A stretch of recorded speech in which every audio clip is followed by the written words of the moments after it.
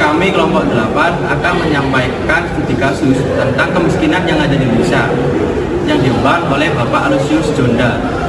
Ini saya akan memperkenalkan kelompok saya. Yang pertama, saya Jauza Rona Nur Akila dengan NIM 12122000166. Dan saya Dina Nur Aisyah dengan NBI 121220011. Saya Alia Salma Surya NBI 121220147.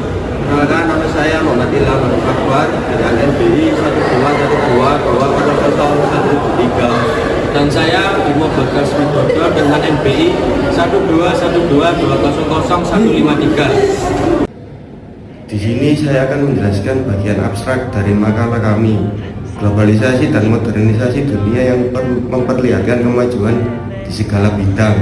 Dampak negatif modernisasi dan globalisasi yakni kemiskinan yang terjadi negara-negara berwarna seperti di Afrika dan Asia. Negara berkembang banyak terjadi eksploitasi, yakni eksploitasi manusia atas manusia tanpa terkecuali di Indonesia.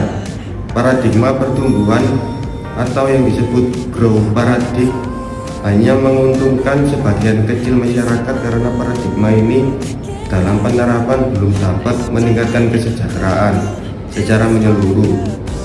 Berdasarkan ulasan tersebut, artikel ini bertujuan untuk menerapkan secara komprehensif warga negara dan masalah kontemporer dalam mewujudkan masyarakat yang sejahtera. Miskinan mempunyai definisi yang beragam. Indikator yang digunakan oleh World Bank adalah ukuran daya beli, sedangkan Badan Pusat Statistik mengartikan kemiskinan berdasarkan garis kemiskinan. Nilai garis kemiskinan yaitu kebutuhan minimum yang dibutuhkan oleh seseorang.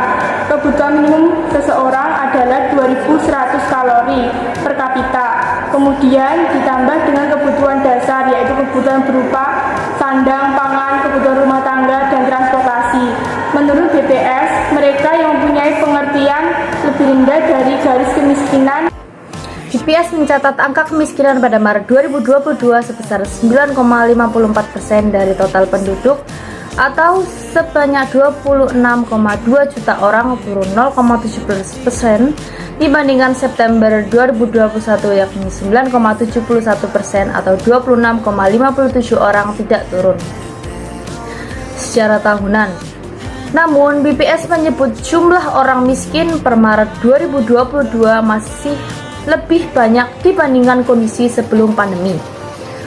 Kepala BPS Margo Yuwono mengatakan angka kemiskinan yang turun menandakan pemulihan ekonomi pasca pandemi terus berjalan. Namun, pemilihan masih dibayangi tantangan dalam bentuk krisis pangan dan energi global yang berdampak pada naiknya harga berbagai kebutuhan pokok di masyarakat. BPS mencatat beberapa harga komoditas pangan mengalami kenaikan seperti telur ayam ras, minyak goreng curah, bawang putih, dan daging ayam ras. Sementara angka rasio Gini atau ketimpangan antara kaya dengan miskin per Maret 2022 justru melebar. Gini rasio Maret 2022 sebesar 0,384 naik dari September 2021 sebesar 0,381. Tingkat kemiskinan pada tahun 2022 adalah sebesar 9,54% atau 26,6 juta jiwa. Posisi ini menurun dibandingkan Maret 2021 sebesar 10,4% atau 27,54 juta jiwa. Tingkat kemiskinan ekstrim juga menurun pada Maret 2022 sebesar 2,4% atau 5,59 juta jiwa, menurun dari data Maret 2021 sebesar 2,14% atau 5,8 juta jiwa. Untuk melakukan percepatan capaian SDGs dari 2030 menjadi 2024 diperlukan upaya penurunan kemiskinan ekstrim sebesar 1% setiap tahunnya. Di sini saya akan menjelaskan bagian 10 daerah yang memiliki tingkat kemiskinan tertinggi di Indonesia menurut BPS. Yang pertama, Papua 26,56%. Yang kedua, Papua Barat 21,33%. Yang ketiga, Nusa Tenggara Timur 20,05%.